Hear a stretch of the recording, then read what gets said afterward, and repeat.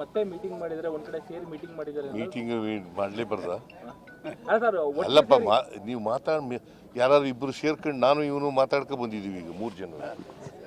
ಹಾಗಾದ್ರೆ ರಾಜಕೀಯ ಬಲ್ದೆ ಇನ್ನೇನು ಮಾತಾಡ್ತೀವಿ ನಾವು ರಾಜಕಾರಣಿಗಳು? ಇವಾಗ ಅದೇ ಸದ್ದಲ್ವ ಸರ್, ಅವ್ರು ಕೂತು ಮಾತಾಡ್ತಾರೆ.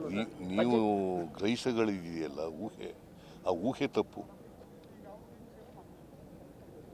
ಊಹೆಗಳಿದ್ದಾವಲ್ಲ, ನಾವೇನೋ ಮಾತಾಡಿರ್ತೀವಿ, ಸತ್ಯ ಇರೋದಿಲ್ಲ ಅದರಲ್ಲಿ.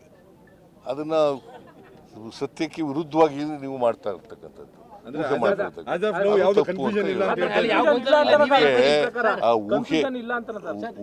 ಊಹೆ ಮಾಧ್ಯಮ ಇದೆಯಲ್ಲ ಅದು. ಸರ್ ಊಹೆ ಅಲ್ಲ ಸರ್, ಈಗ ಕನ್ಫ್ಯೂಷನ್ ಇಲ್ಲ ಅಂತ ಸರ್. ಈಗ ಪದೇ ಮೀಟಿಂಗ್ ಗಳು ಆಗ್ತಾ ಇದೆ.